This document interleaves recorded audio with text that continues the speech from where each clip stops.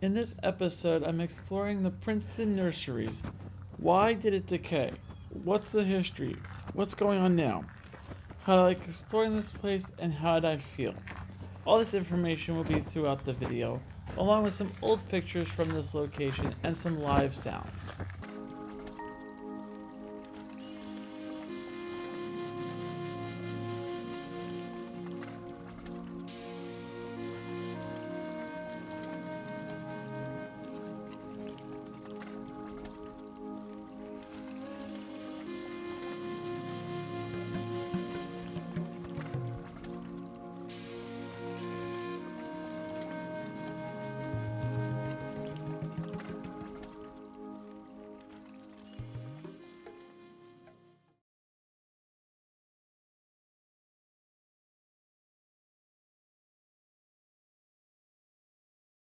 What's the history of this location?